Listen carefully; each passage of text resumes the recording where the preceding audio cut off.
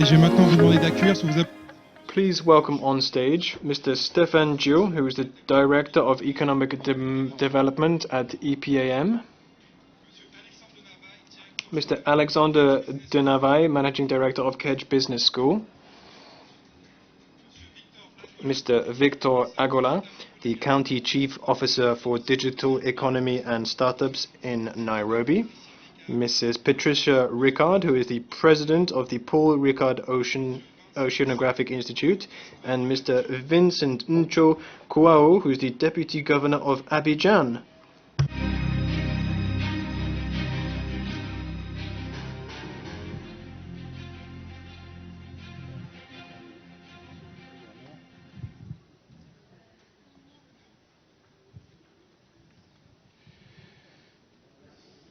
Voilà, monsieur. So, please sit down, make yourselves comfortable. I know it's very difficult to have to follow double Olympic champions, but we will try and keep the bar just as high. So we're going to speak about adaptation, resilience, and climate change. It is an incredibly important subject that EuroMéditerranée cares about a great deal and has done for a long time. We're going to talk about African and European cities. We have the Med Innovant Africa competition, the winners of which will be revealed just after this session. So the first part of this debate will focus on adaptation and resilience to climate change. And I'm going to ask the first question to Alexandre de Navailles, who must leave us quickly, but we're going to start with him as a result of this. So, Alexandre, you are the Managing Director of KEDGE Business School.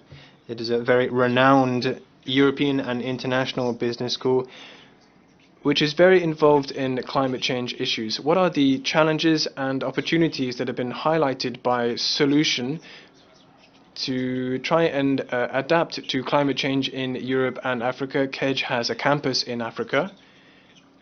Associations organize student competitions and events in Africa, so you're really implanted in the territory. Thank you very much, Samir. Good afternoon, ladies and gentlemen. I'm delighted to be here. So let me just explain what KEDGE is all about. KEDGE is a lot older than 10 years. It actually was the combination of two business schools, one in Bordeaux, one in Marseille, so we're talking over 50 years, and these schools were created specifically to enable these two territories to innovate and train young people who participate in the Industrial Revolution in France, and so have supported this revolution. So we are really geared towards Africa.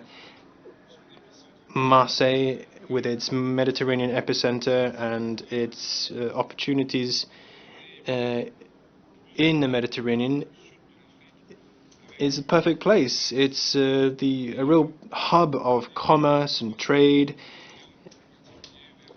between Europe and Africa. So 150 years, as I said, not 50, 150 years that we've been around.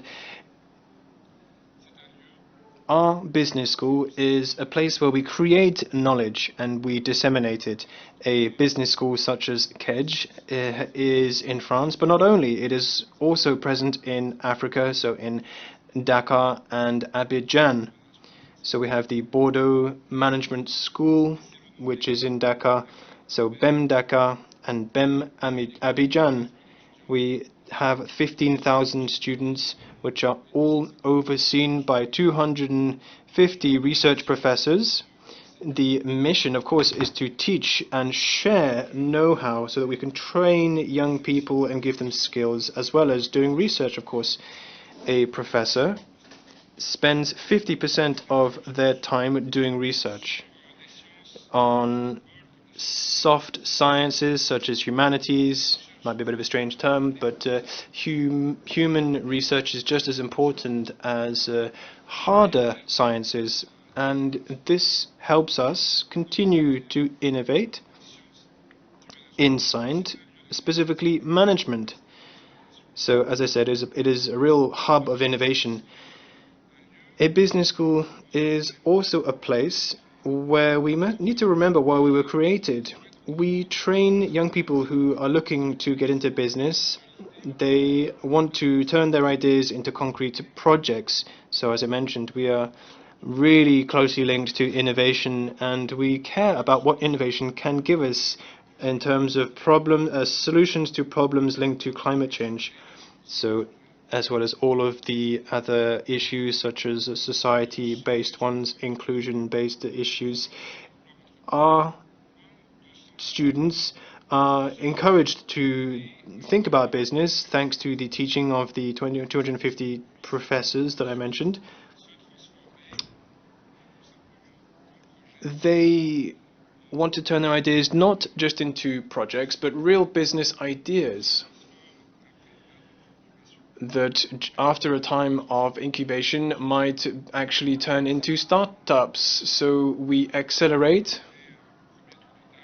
So we have about 70 projects, 30 of which are accelerated every year. So KEDGE is very open-minded. We have a real mentality where we look to support students' projects, as well as the student projects in Africa, so as I mentioned, in Dakar and Abidjan. Half of the projects that are put forward by our students include an RSE, a CSR aspect, so they focus on inclusivity and sustainable development. So, for example, a great Marseille startup focuses on trying to prevent water leaks in irrigation systems that are used in farms over 300 hectares big. So they found their first client in France, and they're currently looking at implementing their activities in Africa as well. So this is where we linked innovation, entrepreneurship, and CSR alongside climate change issues, both in France and Africa. Thank you very much. Please put your hands together for Mr. Alexandre de Navailles. Dear Alex, can you stay with us a bit longer or not? In any case, thank you very much for opening this session with a real fascinating talk about your school. Unfortunately, I'm going to have to leave. I would love to stay longer, but thank you very much for inviting me, and I hope you enjoy the rest of the session. So, please put your hands together for Alexander. The exit is just over there, sir.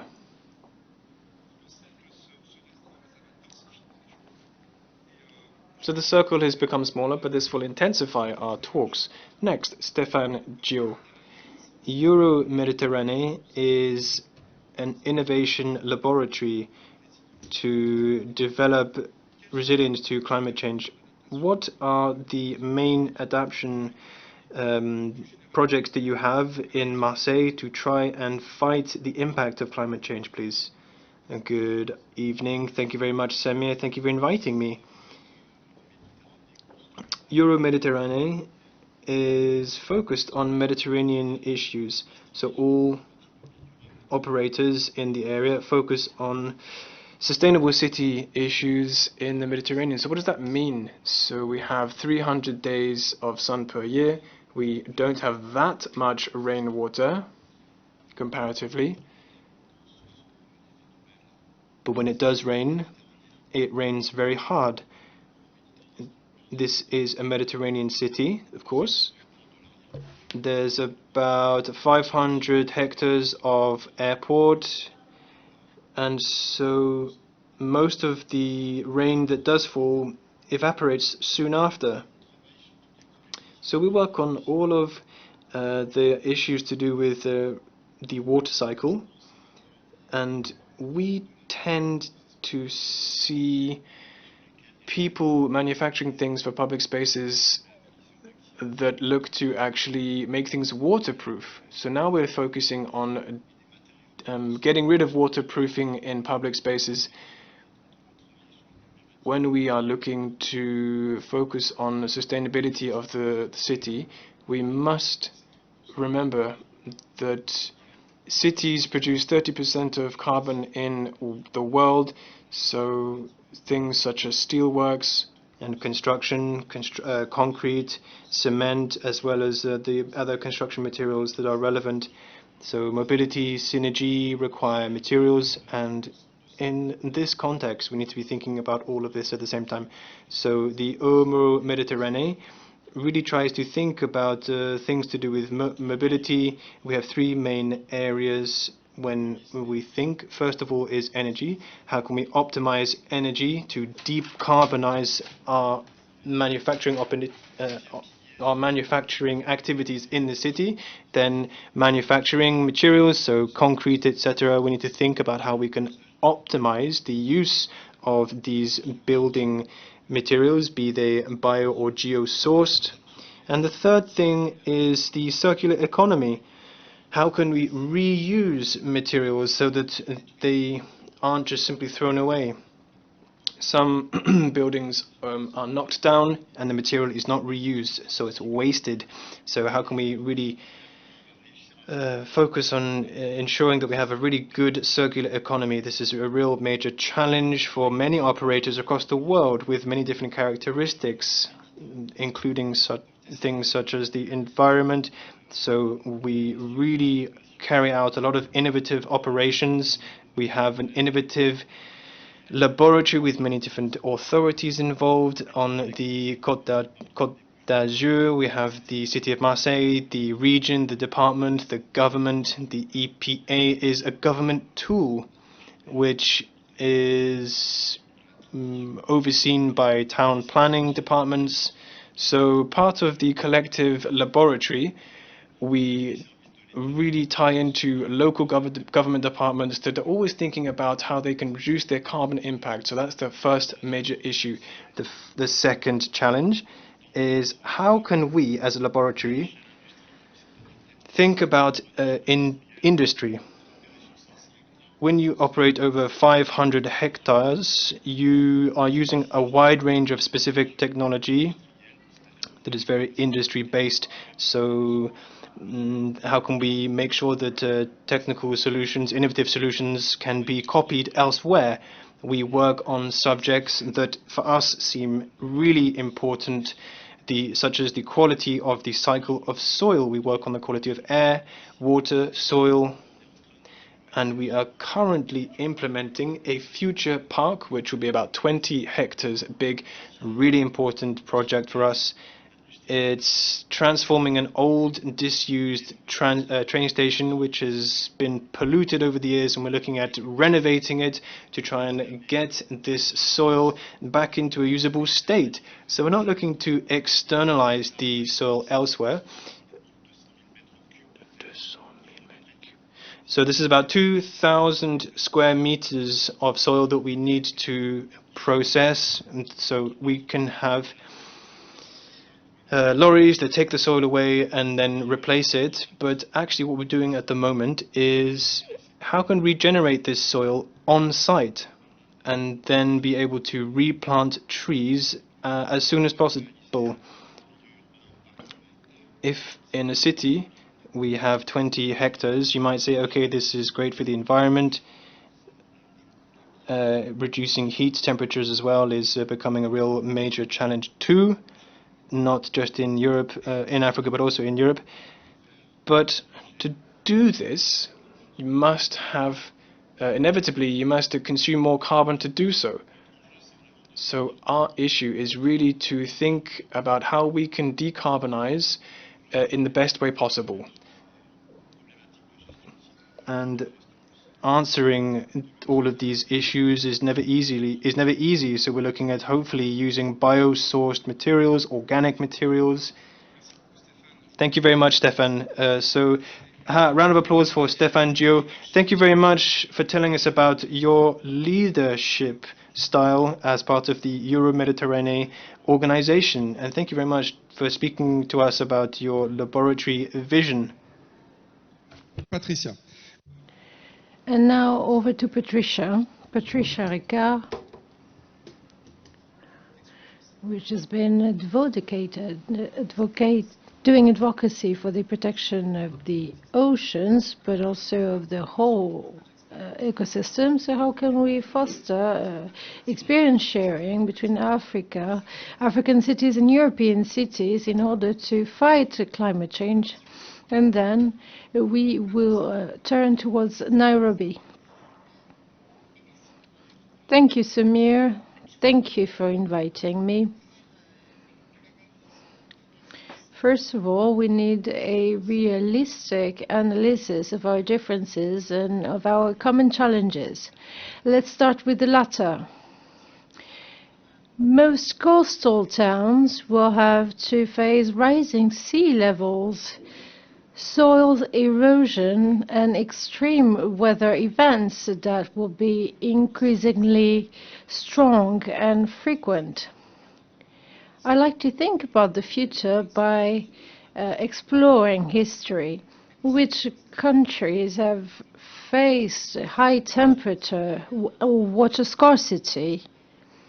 We could share knowledge with these places. And, once upon a time, I said the future would be at the north because the south holds the wisdom, and we still have a lot to learn from this wisdom. And so we must be wise enough to follow models that are current models, are not outdated. Nowadays, what do we have around us? We've got roads, and there is a demographic explosion. So we shouldn't replicate the models that generated climate change. Let's not forget that raw earth buildings are more resilient than any other. So it is quite important to combine our experience, our knowledge coming from architecture, engineering, or other expertise fields. What about biomimicry, which aims to find knowledge and know-how in nature?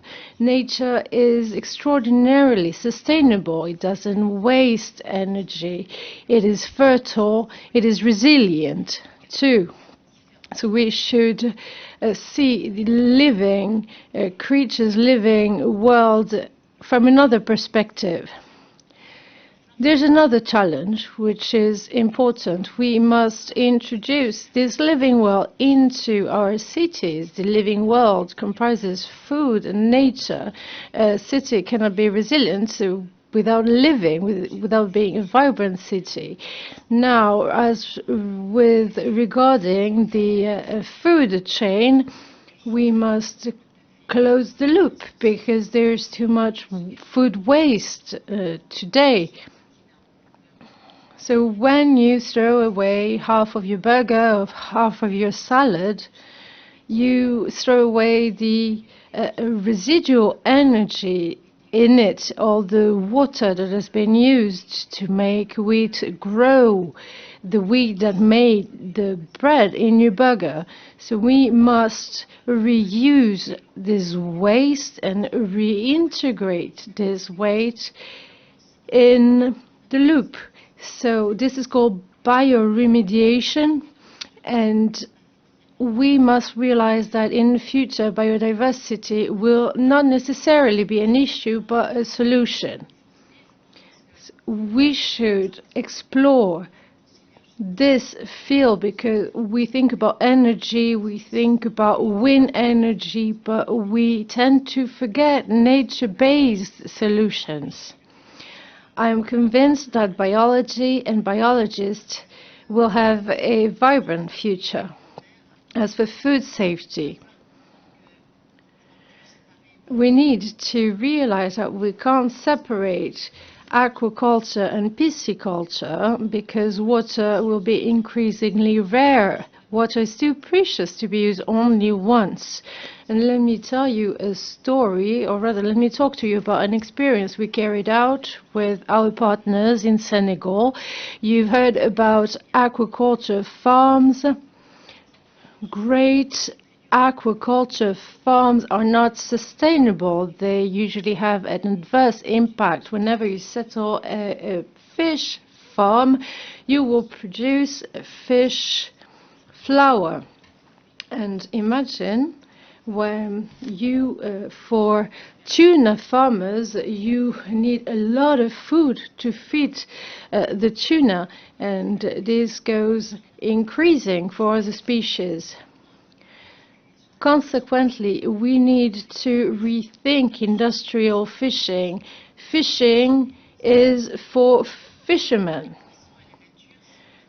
Fish and nature belong to those who don't have a lot already. So we can't consume a lot of energy, carbon. We can't use huge ships to take away the last fish, because fish are also carbon pools. So we need wisdom. We need to reuse the water, taking it back with the pump, and before reusing it for irrigation, we must build a pond with fish. We can collaborate with women's association. We will train them to become aquaculture farmers. We will tell them that the first need of fish is oxygen and not food. You can't feed fish every day as if they were chicken. The fish will enrich water with their feces, and slowly fields will be irrigated with this enriched water, and in the end you will get vegetables, fruits and proteins.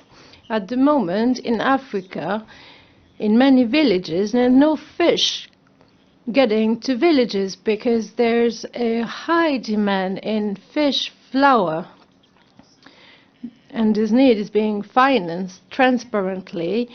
Fish are vital for the existence of this fish flour market. Consequently, it is difficult to get to fish when you live in a village. So we need to rethink this fabric, this rural fabric, and we will create small food circles that will be really simple. We favor low-cost, high-efficiency circles, and there are fires, there are floods, sometimes we need to rebuild the infrastructure a little bit further. We must not forget that large infrastructure produce a lot of carbon, while fish produce a lot of freshness during summertime. Thank you very much. An applause for Patricia Ricard for this digression. And now over to Victor AGOLLA, which represents the City Council of Nairobi. The summit took place in Nairobi in Kenya with the declaration of Nairobi. How this declaration can be a sign, a strong message for Africa, but also for Europe, according to you, and what can we learn from this Nairobi declaration? Thank you very much, Samir, for welcoming me to Marseille. The weather is a bit chilly, but we are coping. I think maybe just to give us context, climate change from an African perspective has very real impact or effects on the people. And the first sector that is hit and continues to get the impact of climate change is agriculture. So, of course, different continents have different impacts, but for Africa and Kenya specifically is agriculture. So agriculture contributes 23% to GDP directly, another 20% indirectly. So that means that the livelihoods of Kenyans, is impacted through agriculture close to 40%. So if you have a change in weather and a disruption in agriculture, it means then we have a real problem, or we have a real challenge. So that's the angle under which we are trying to solve. And for us to be able to solve that, we can't be able to solve it using one formula. You need to be able to solve that from an ecosystem perspective. And how we are doing it as county government of Nairobi, we know, of course, Nairobi is a very innovative city. Just a few statistics. If you see the global the startup ecosystem index, Nairobi is number 3 in Africa, 3 or 4 in Africa. If you look at venture capital funding that is coming to Africa, Nairobi takes around 17% of all VC money that is coming into Africa. So it tells you that Nairobi is very innovative, and we can be able to leverage on that innovation to be able to solve for climate change, and specifically looking for very practical solutions within the agricultural space.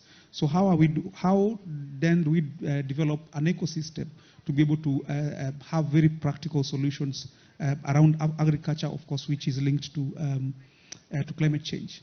So for us to be able to do that, number one, we are looking at the ease of doing business, so that this can allow the different players or innovators to be able to have a very smooth legislative environment for them to be able to innovate. Number two, we are looking towards globalization of our entrepreneurs. We envision maybe, for example, next year bringing entrepreneurs who are in agriculture to Marseille in the 2024, hopefully, Emerging Valley.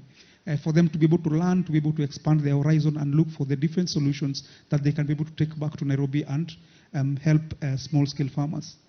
We are looking towards increasing interactions between the county government with different stakeholders, so that we can be able to get the very best solution going back towards agriculture. We are looking at funding. Again, we can talk about climate change, but climate change cannot be mitigating and trying to solve issues around climate change cannot be donor money, cannot be grants. We need to be able to develop sustainable models, sustainable commercial models that would allow everyone to see value, even as we try to solve for climate change. So looking for innovative ways of funding towards startups who can be able to get solutions, towards farmers, and then farmers can be able to get some money, and of course that can be able to allow them to be able to adapt on the effect of climate change. Lastly, we are looking to bring resources down, or decentralize resources down, and this means that we need to be able to incubate our startups within agriculture, or within e-waste or e-waste management, etc., for them to be able to interact with the best brains globally, for them to be able to innovate. So that generally is a strategy that Nairobi has taken, so very, very practical, to ensure that we're able to have commercial models that would allow entrepreneurs, farmers, and everyone in the value chain to get value, so that we can be able to adapt to climate change. Thank you very much. Je demande d'applaudir Victor. Please, an applause for Victor with his vision for the continent. And moving on to, we'll stay in Africa with Vincent and Shaw, the Deputy Governor of Abidjan. Dear Vincent, you had the opportunity to tackle these issues and to represent your country at the Global Action Summit.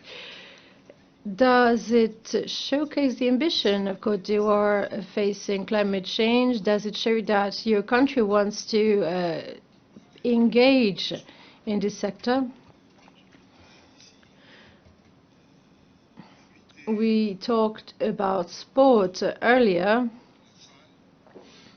That's the reason why I would like to ask the whole auditorium to celebrate football.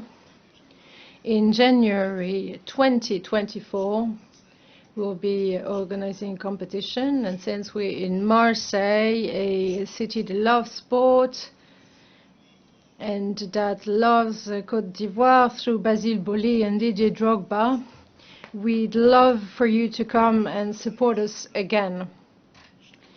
I'd like to thank Patricia Ricard for her speech. She answered to, she said what I wanted to say, or at least 60% of it. And congratulations, Samir, because you're the one who imagined this concept, so you're the one calling on the leaders we are, attracting their attention of our future. This morning, the Prime Minister of Côte d'Ivoire said that Africa represents 2 billion inhabitants. But you must feed this population.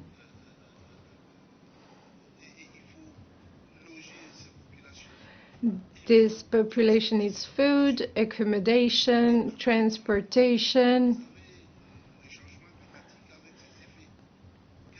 On the other hand, there's climate change and its impact on the planet. So what should we do? Should we imagine solutions for each city, for each country? I don't think that would be productive. There was a COVID-19 pandemic. Where did it start? Remember, it paralyzed the world and showed its limits. Today, this Africa-Europe partnership must become reality. There's no only Africa solution. There's no solely European solution. We must work together. And the most vulnerable that don't have the means to implement projects, and the others, we need to work together to produce sustainable results in our cities. So that's my main message. I've attended many summits around the world, but in the end, what we need is a chain of solidarity. And it is up to decision makers to create this chain of solidarity with the support of our leaders, of investors, we need the support of all those developers so that we can win the fight, carry the fight of the cities. If we don't join forces, I was in Tangier for the summit about the ocean. A lot has been said over there. And as an example, WHO distributes many mosquito nets. And at this summit, we saw a young man who developed a concept to fight against mosquitoes. So why shouldn't we need these young people the means to develop projects so that we can eradicate these dangers and implement sustainable solutions? Millions of dollars have been granted, and the money we gave was turned into waste that will go into the oceans and in our cities. So let's ask our financial backers to support these startups that will help us fight for this life. And I will stop now. Congratulations to our young people. You're the future. Talking about young people that put forward solutions, EuroMéditerranée supports young people with projects through the Made Innovant Africa. We need solutions to respond to the huge challenges we're facing. How can these young Africans can inspire our territory and strengthen our fight against climate change in Marseille, especially through Made Innovant Africa? At the end of this session, you will discover the winners of Made Innovant Africa.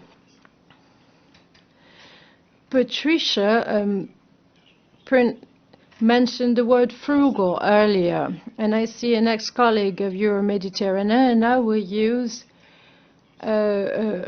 use something he knows, easy tech for low cost. We know that not everything needs technology. We don't need to implement complex technologies to produce results. So we are convinced about the importance of the frugal aspect of our actions. In the beginning of the year 2000, we have talked a lot about IA and other technologies, and those are trends that are coming back. But we are turning towards solutions that are more simple to implement.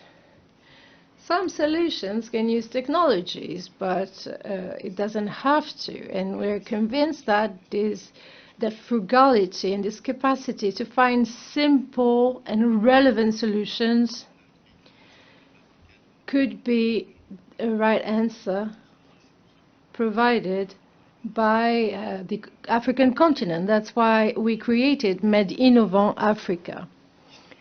We are testing new solutions that have been developed in Africa, and as I said before, in the future, we must use more biosourced materials to plan the city. We must use steel that have a lower carbon imprint. We are building new facilities where there will be a training structure. We use low carbon concrete that is based on raw earth, which comes from Africa. We chose to use this solution, and we work in really densely populated areas in the very center of Marseille. And we use knowledge technologies that are not that complicated, because we use raw earth, for example, but sometimes we have to climb on a really tall building and then it gets more complicated. So we're trying to find this simple know-how. We're trying to combine frugal method with technological solutions. That's the method we are using right now. And I would like to comment on what Patricia said about water management and water cycle. Water management is an important issue. In Marseille, in France, it is forbidden to use grey water. It is eliminated once used. We can, however, use it to water public spaces. There's a debate going on, and as a state structure, we have what we call the authorization to innovate. We have some rules to respect, but when we see we cannot reuse grey water to water public spaces,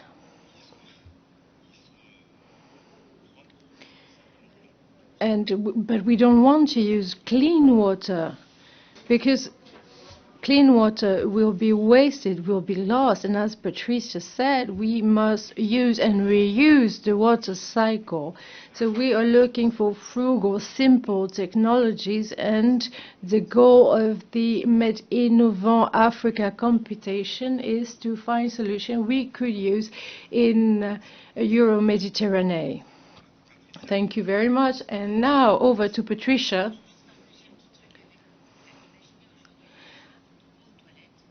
Imagine today when you go to the toilet, you will use 4 liters of water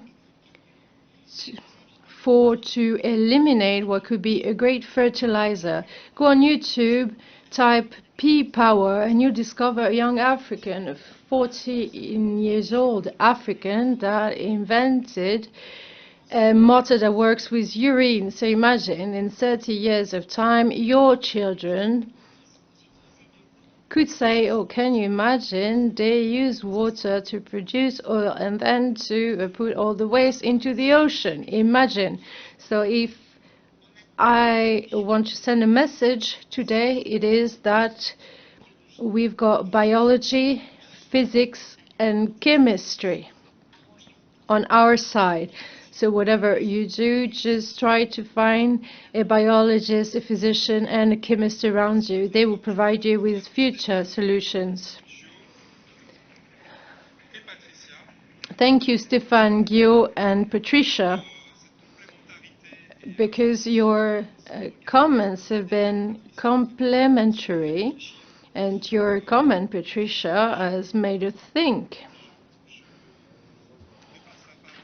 And now over to Victor AGOLLA. As you said, Mr. Deputy Governor, the rise of urban population by 2050 will be far stronger on the African continent. And alleviate the impact on environment from the Kenyan perspective. I think whenever we are looking at, rural-urban migration, the solution has to be at the root cause. Instead of trying to, accommodate them within the urban setting, is what is causing them to move from the rural area to urban areas. And the challenge is they are looking to, for economic opportunities. That's literally what they're doing. So if we're able to solve for agriculture, because agriculture in Kenya or in Africa literally still is not as profitable. So everyone is coming to the city to be able to look for a job and income.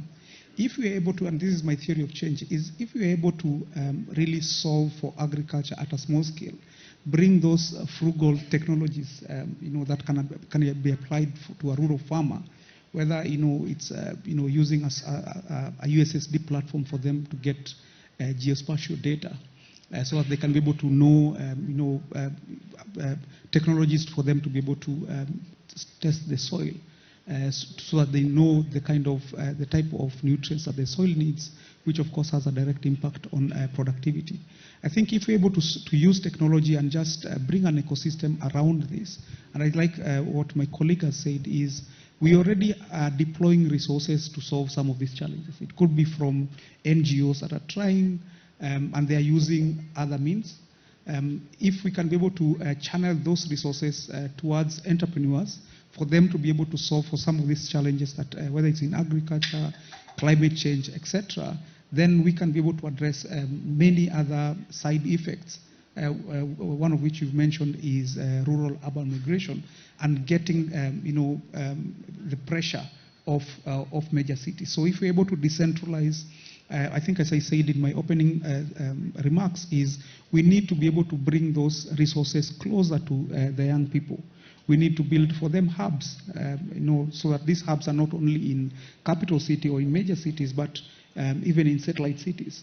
We need to bring for them internet. We need to bring them for them scientists, so that they can, we can be able to collaborate. There's a lot of IP, for example, in Kenya that is not used because we have the scientists who have an idea around whatever, but they don't know how to commercialize.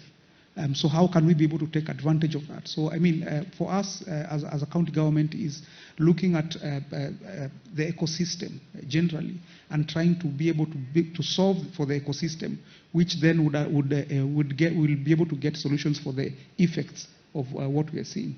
So that's for me. I think maybe as a rallying call is for us, we are very open to collaboration. Different ecosystem players, whether you're a financier, whether you're a scientist, around deep tech. I mean, we are very open to see that type of collaboration to build an ecosystem that allows the negative effects or the negative impact of the things we are talking about, whether it's climate change, whether it's poverty, whether it's urban population. I think we can be able to solve if we address the root causes rather than trying to affect to look for solutions for the effect. Thank you. Thank you very much. Je vous demande Please, a round of applause for Victor. Now I'm going to hand back over to Stéphane, because we have about 5 minutes left. But before Stéphane, dear Vice Governor, it was a great pleasure to hear from you today. Perhaps you could summarize the role of public authorities and citizens, for example, in the Côte d'Ivoire, to implement the solutions that we are speaking about to solve these issues. Indeed, as I said earlier on, if we want to win this fight, we mustn't be working individually. We need all stakeholders to have the same vision. They all need to be able to work together to get rid of all of the difficulties so that action can be visible. Because, and as I already mentioned, we have a problem, and that's the fact that time is running out. In Tangier, we have wasted the last 40 years, and they said that now we have only 20 years left if we want to continue living. Therefore, the oceans are polluted, the planet is polluted, and we are in the middle. Let's make sure that we can tackle this challenge. There aren't millions of solutions. There is only one, and it is solidarity and sharing. May our academics put their heads together. There is no other option. But I am convinced that thanks to the intelligence that we have, we will win this fight. Thank you, Vice Governor. So, Stéphane, I'll give you the final word to this panel. Thank you to all of these panelists. I know it's difficult to follow Vincent, but we have micro subjects and micro projects which can be interesting on a macro scale, and we need to oversee the scale between them.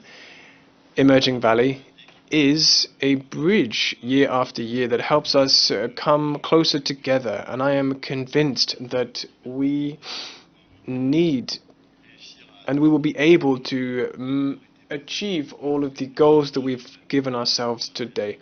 In any case, at the EuroMéditerranée, we are working on these issues. We are working on challenges such as housing, mobility, youth, to ensure that cities become more and more sustainable to make way for human activity. The challenge is here, and it will be here tomorrow. Yeah, let's do 2 emerging valleys per year. Let's do the next one in Abidjan. So thank you, Stéphane, and congratulations. Please, a round of applause for Stéphane GHIO for his final words, as well as Victor AGOLLA, Vincent KOUAOH, Patricia Ricard, and Alexandre de NAVAILLES, who was here with us earlier on. Let's have a quick photo.